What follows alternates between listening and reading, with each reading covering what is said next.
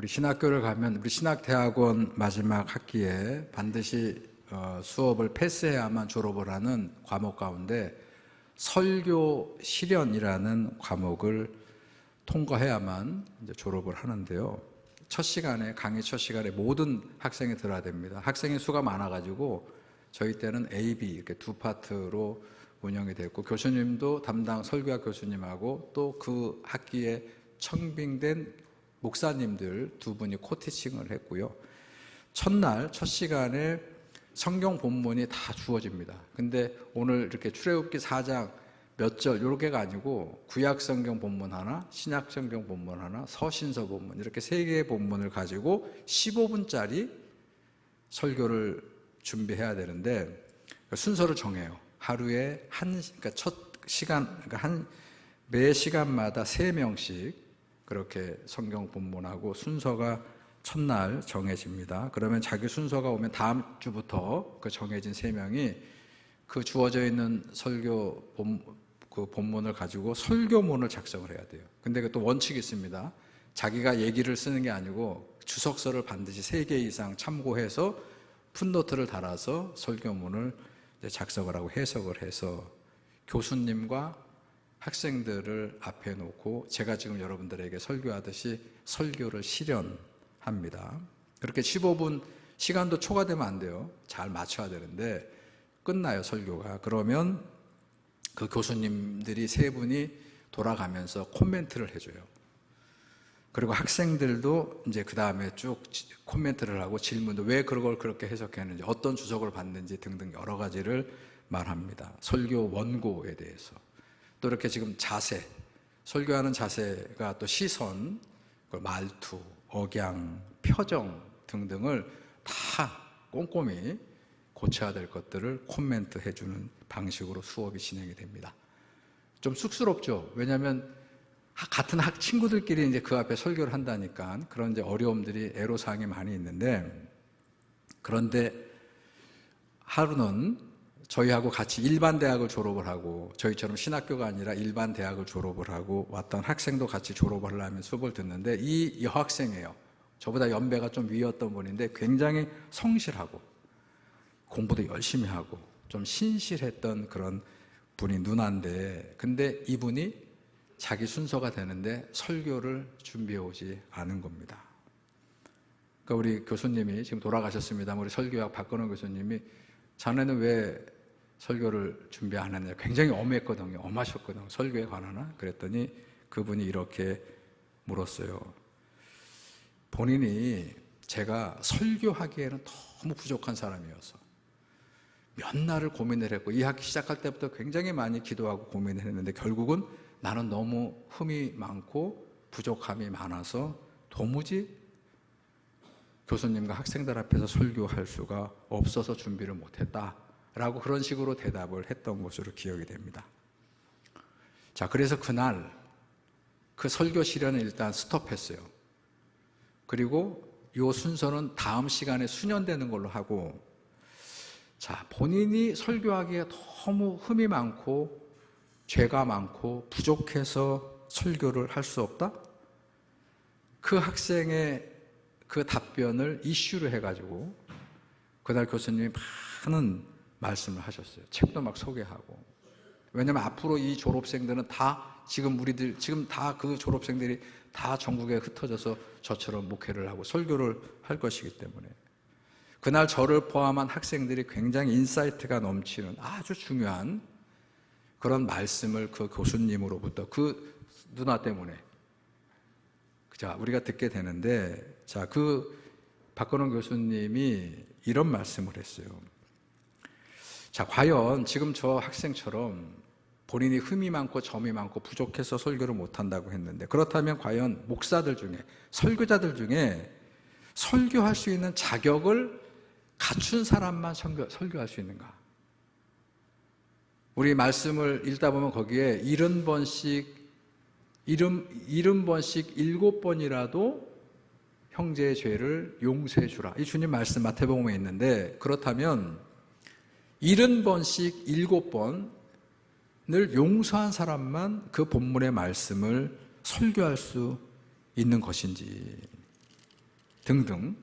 그러면서 이제 당신 말씀도 하시고 또 여러 책을 소개하면서 당시에 우리가 이제 대학원생들이니까 그 세미나를 읽었던 설교학의 여러 그 저자들, 그 세계 유명한 그런 분들의 말씀을 소개하면서 그날 그 주제를 가지고 말씀을 계속 해주셨어요. 그러면서 이런 얘기, 이제 결론은 어떻게 하냐면 설교는 누구의 메시지를 전하는 것인지, 설교자 자기의 지식과 주장과 설명해야 될 바를 가르치는 그런 설교자의 말인지, 우리가 소위 하나님의 말씀을 선포한다고 하는데 그 하나님의 말씀의 선포와 그 설교자와의 연관성을 어떻게 우리가 이해해야 되는지 등등에 대해서 쭉 말씀을 주셨고요. 그리고 책을 소개해 주셨고, 그리고 결론은 어떻게 됐느냐? 설교는 그 설교자가 하는 거지만 자기의 생각과 주장과 설명하고자 하는 것을 전달하는 게 아니라 철저하게 하나님의 말씀을 선포하는 것이다. 목사는 단지 그 말씀을 선포하는 도구, 스피커, 이 마이크에 불과하다 하는 것이 그 교수님과 또 아주 당시에 세계적으로 유명했던 설교학자들의 그 책에서 소개된 결론이었다는 것이에요.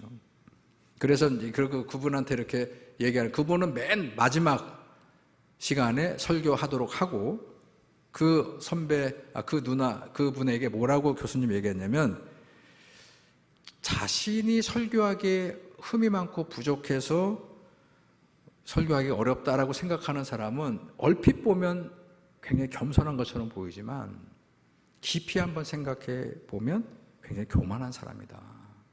그러니까 왜 그러느냐 그랬더니, 설교자 본인이 이 설교를 통해서 그 청중들에게 뭔가를 보여주고 싶어 한다는 것이에요. 오늘 출애굽기 4장 10절부터 17절의 이 말씀을 가지고 여러분들이 한 번도 들어보지 못한 그런 신박한 그런 무엇인가를 알려주고 싶은 그런 유혹이 목회자에게 있기 때문에 이거 같이 교만한 태도와 자세가 없다는 것입니다. 착각하고 있다는 것이에요. 그러면서 어느 학자, 그 설교학자의 얘기를 소개하면서 하나님 말씀의 본질은 그 말씀을 선포하는 설교자의 인격이나 그의 윤리나 신앙의 완성도와는 그 말씀의 권위가 아무 관계가 없다 하는 그런 말씀까지 해줬어요. 그러면서 한 예화를 소개했는데, 그 책에 있는 예화를 이렇게 읽게 했는데 들어보니까 거기 이런 얘기예요. 목사는 어젯밤에 부부싸움을 했더라도 다음날 새벽 기도의 시간에서 서로 사랑해야 합니다, 서로 부부간에 신뢰하고 사랑해야 된다, 이런 설교를 할 수 있어야 된다는 그런 말을 했어요. 여러분 어떠세요? 어젯밤에 부부싸움을 했다니까 막 화가 나가지고 언성을 막 높이고 부부가 싸웠는데 아침에 새벽 기도에 나와가지고 오늘 본문이 마침 요한 1서에 서로 사랑하라, 하나님의 자녀, 하나님께로 난 자마다 더 사랑하라, 그러니까 여러분 사랑하십시오. 저기 지금 사모가 와가지고 울그락부락하고 앉아있는데 그렇게 설교하는 게 어떻게 들려요? 위선적이지 않아요? 그 내용을 만약에 여러분들이 알았다면, 목사님이나 화해하시고 와서 서로 사랑하라고 얘기하지 무슨 그런 설교를 하시느냐고 그렇게 혹시 여러분 생각할 수 있지 않습니까? 그 교수님은 아니라는 거예요. 왜냐하면 인격이 부족했거나 성격이 급해서 부부싸움을 했던 그 목사님은 아내와 싸운 건 그냥 자연인 아무개의 남편이에요. 그런데 그분의 포지션이, 소셜 포지션, 그러니까 사회적인 지위가 목사이기 때문에 그날 마침 설교 본문이 새벽 기도에는 계속 지금 정해져 있잖아요. 서로 사랑하라는 그런 말씀은 그 목사가 선포해야 할 그의 주장이 아니고 그의 생각이 아니고 뭐예요? 하나님 말씀이기 때문이다. 여러분, 목사의 부족함이 있죠. 인격적으로 능력 면에 있어서 지식이 조금 부족하거나 이런 목사들의 각각의 부족함이 자기들이 선포하는 하나님의 말씀의 위대함을 깎아내릴 수 없습니다. 그 얘기는 거꾸로 목사의 훌륭한 능력과 인품이 하나님 말씀의 가치를 높이지도 않는다는 것이에요. 오로지 설교의 능력은, 이 말씀의 능력은 누구로부터 오는 거예요? 위에 계신 그 말씀을 선포하게 하신 하나님으로부터 오는 능력인 것이지, 이 말씀을 전하는 그 설교자의 능력과 관계가 없다. 그러니까 여러분들이 혹시 오늘 은혜를 못 받고 오늘 뭐야 목사님 설교, 그건 제 잘못이 아니고 여러분들이 하나님의 은혜를, 위로부터 오는 은혜를 내가 받지 안 돼서 못 받은 거예요. 이렇게 하여간 생각해 볼 수 있는 그런 말씀이에요. 자, 중요합니다. 하나님의 말씀의 권능이 성도들에겐 필요해요. 세상 사람들은 그거 모르죠. 어떨 때는 하나님의 정말로 위로가 나한테 큰 힘이 됩니다. 근데 그게 누구로부터 온다고요? 목사가 아닙니다. 그 목사를 통해서 위로부터 오시는 하나님의 능력을 항상 사모하시고 그 말씀을 기대하시고 그 말씀을 받을 수 있는 여러분들의 마음의 텃밭을, 신앙의 텃밭을 잘 가꾸는 그런 성도들이 되기를 먼저 주님의 이름으로 축원합니다. 여러분, 다시 오늘 본문으로 돌아와서 보면 모세, 자, 이 모세가, 자, 오늘 이야기의 시작은 그 배경이 이래요. 하나님께서 모세에게 큰 사명을 줬어요.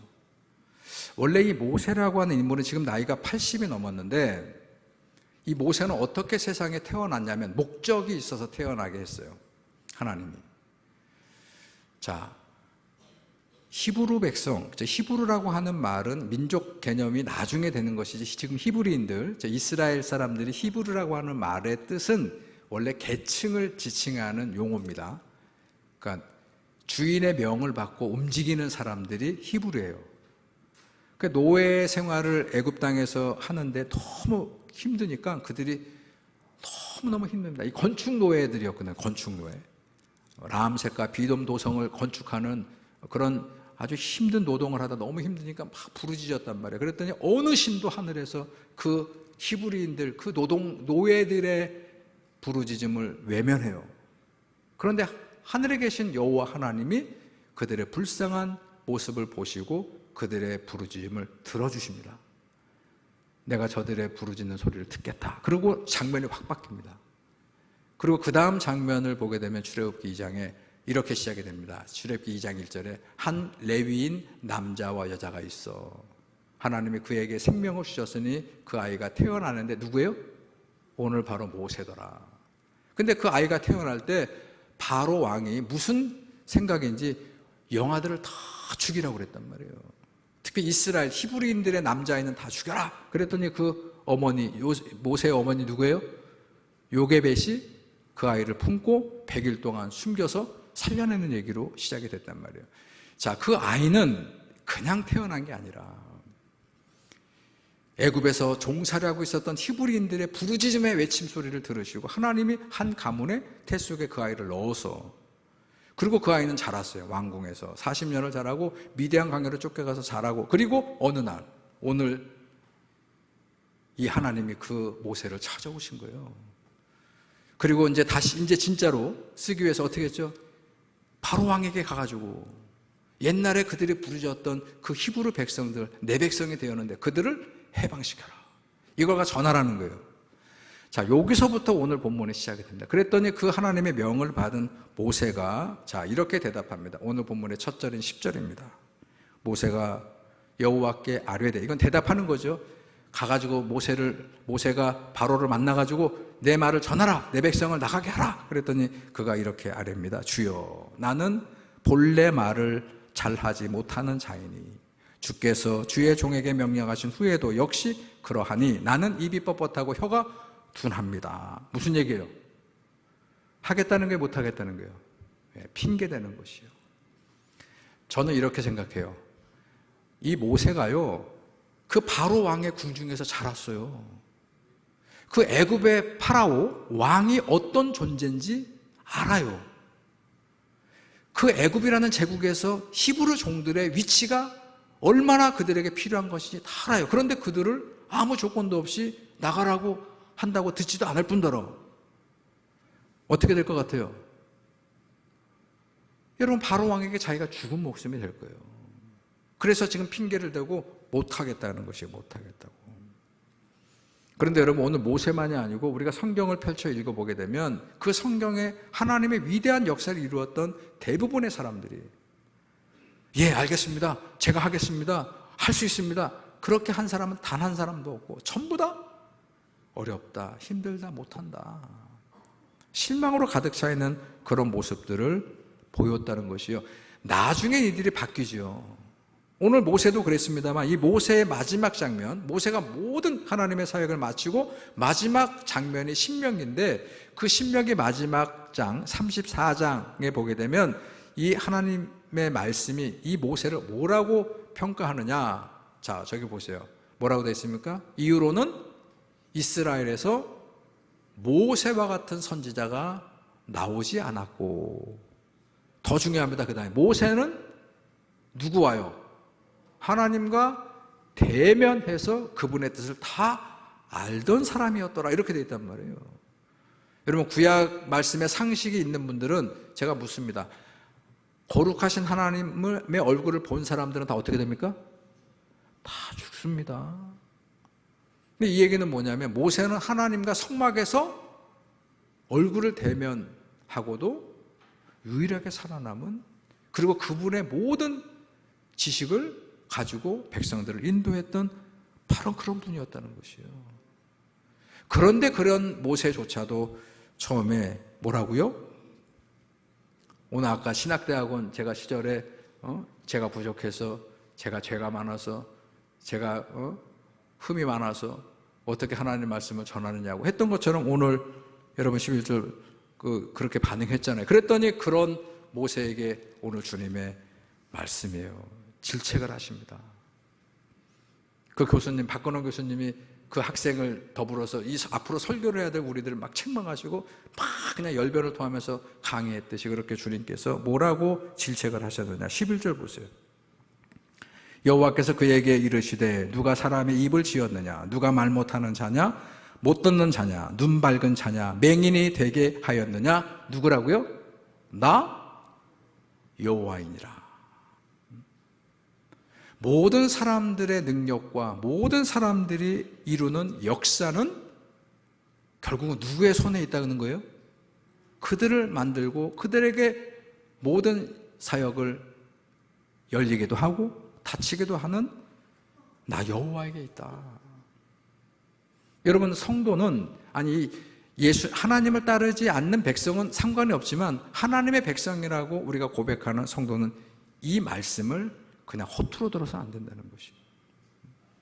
이 사실을 바로 인지해야 되고 바르게 알고 이 고백을 겸손하게 인정해야 되는 거예요. 누가 한다고요? 나 여호와가 아니냐.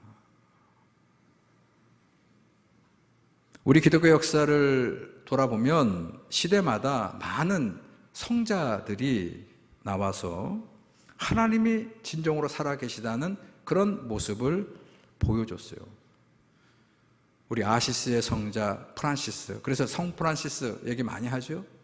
우리 저 인도에 가서 빈자들의 어머니가 되었던 마더 테레사 수녀님, 우리나라에도 있습니다. 아프리카에 가가지고 젊은 나이에 그 아이들하고 공을 차고 그 아이들의 미래의 희망을, 절망하는 아이들에게 희망을 심어주다가 암으로 그렇게 젊은 나이에 돌아가셨던 이태석 신부님. 제가 서울에서 태어나 자랐는데 당시에 서울의 미아리는 제 학교 바로 옆이에요. 제가 중고등학교를 다 그 미아리 고개 옆에서 나왔습니다.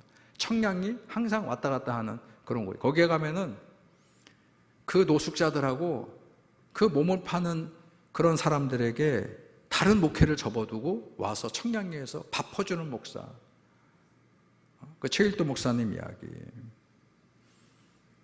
이분은 목회자도 아닙니다. 그런데 하나님 앞에 소원하고 자기의 모든 기득권을 내려놓고 저 동남아시아의 한센병 환자들의 소식을 접한 다음에 그냥 다 내려놓고, 의사들인데, 의사예요, 의사 부부인데, 근데 다 기득권을 내려놓고 짐 싸서 가서 평생을 거기에서 한센병 병자를 돌보다가 70이 넘어서 조용히 고국으로 돌아와서 그렇게 이름도 없이 빛도 없이 성자의 삶을 사셨던 분들을 인터뷰를 하고 그들을 만나가지고 이야기를 들어보면 그분들은 다 하나같이 내가 훌륭해서, 내가 잘나서, 내가 그런 일 했습니다라고 얘기한 사람은 단 한 명도 없다는 것이에요.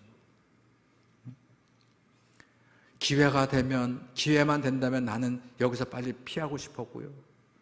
오늘도 어떻게 이 사역을 감당하느냐, 그렇게 하나님 앞에 기도할 때마다 기도하지 않으면 오늘이라도 밤에 그냥 짐 싸서 도망가고 싶은 심정뿐이었다는 것이에요. 그런데 그들이 오늘 하루의 사역을 위해서 새벽에 기도할 때 하늘로부터 항상 은혜가 내려가고, 제가 한 게 없습니다, 제가 하지 않았습니다, 저를 통해서 누구 하셨다는 거예요? 그분이 하신 것입니다. 그게 모든 성자들의 공통된 고백이라는 것이에요.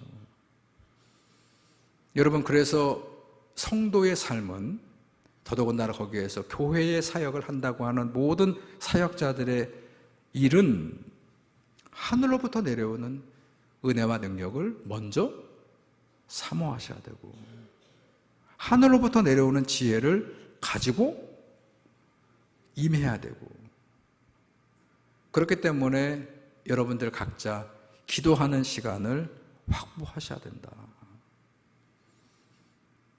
우리 다 자녀 키워보셨잖아요. 저도 애를 셋 키워봤어요. 오늘 저기 우리 딸아이하고 사위가 와서 함께 예배하고 있는데, 이제 환갑이라고 미국에서 이제 결혼을 하고 돌아왔는데, 어제도 이제 많은 얘기들을 좀 나눴습니다만, 한번 제가 여러분께 물어볼게요. 여러분 자녀 잘 키우셨어요? 아니, 이랬죠. 자녀를 키울 때 자식 농사 내가 한번 잘 해봐야 되겠다 그러면서 하나님께 기도하고, 여러분 그러지 않았습니까? 근데 뜻대로 잘 되던가요, 자식들이? 참 자식 농사같이 힘든 게 없어요.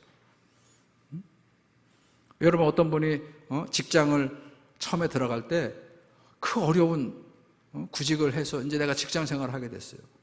또 어떤 분은 직장을 잘 다니던 걸 그만두고 내가 뜻이 있어가지고 사업을 한번 제대로 한번 해보겠다는 계획을 가지고 사업을 또 시작을 합니다. 자, 그럴 때 그 마음이 어때요? 그 초심이 어떻습니까? 내가 이 직장에서 내가 레전드가 되겠다, 내가 한번 제대로 해가지고 뭔가 한번 결실을 맺겠다. 여러분, 내가 사업을 이렇게 시작했으니까 내가 모든 것 다 다른 사업하고는 달랐는데 밀려 하는 게 아니야, 내가 자발적으로 이런 계획 가운데 내가 이렇게 구상해서 이 일을 하겠다. 그렇게 여러분들이 계획하고 해봤잖아요. 여러분 잘 되던가요? 제가 2부 예배 때는 결혼 얘기도 했는데, 오늘 저희 집사람이 저 뒤에 있어서 그건 빼고 그냥 얘기하죠. 여러분, 첫사랑이 죽을 만큼 첫사랑에 대해서 여러분 좋아하지 않았어요? 근데 그 첫사랑하고 다 결혼이 성사가 됐습니까? 여러분, 저는 우리가 신앙생활하는 것과 기도 생활하는 것과 믿음 생활하는 것도 다르지 않다고 생각해요. 우리 생각과 우리의 뜻은 다 잘해보고 싶어요. 대충대충 되는 대로 그러지 않아요. 정말로 잘해보고 싶어요. 그래서 하나님의 뜻을 이루고 싶어요. 그런데 돌이켜보면 그렇게 해서 그것 때문에 우리가 얼마나 하나님께 기도하고 애쓰고 수고했는데, 그런데 그 일이 다른 일들처럼 잘 제대로 되지 않는 경험을 많이 했고 지금도 하고 있다는 것이에요. 오늘 우리 장명호 장로님 기도해 주실 때 굉장히 제가 은혜를 받았어요. 우리가 지금 어렵고 힘들지만 때가 되면 주님께서 우리 교회의 길을 다 회복하시고 열어주기를 우리 모두 기도하고 있습니다.